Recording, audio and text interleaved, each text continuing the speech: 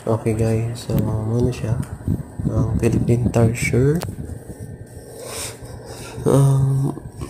Makita rin mo siya guys sa search lang mo siya sa GPS, no?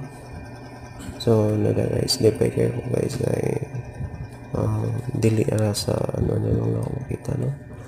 Sa Google or sa at nakita no personally ang Tarsier. So ma-search na siya guys sa GPS, so pwede na mo travel no through motorcycle yung gamit. Okay, so na dihang CR, modern CR nila, separated boys and girls.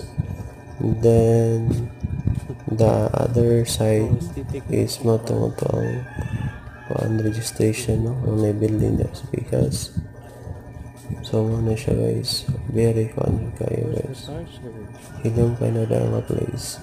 Then during that time guys, on one na pangarana mo no, diha kada siya nga building guys. Pag so mo diha na dahil registration, magbayad ka diha guys. So malimot ko pala tayong bayaran 50 0 or 100. Then dihang statwa ni Tarsier no, so nakaukit na siya kahoy. Then pag sud mo ito guys, bawal mag saba diha guys no, so legit pwede magtabi no nga mask na mo na so kaya kinahanglan i-maintain ang kahilom, ang peaceful no sa place para dili ma-disturbo ang mga Tarsier. Then by groupings na guys no, ay usaray niyo ang tour guide.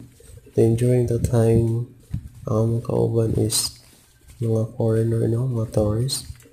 So muna na guys, ang tour guide guys mo to yung picture sa Tarsier no, then bawal siya ganita no. So na yung nakabutang diyan mga signage no about sa rules no when you are inside na sa protected area no para sa mga Tarsier. So na siya guys no, the smallest monkey na siya, Philippine Tarsier no, gamay kaya na siya guys, mura yun siya dilaga.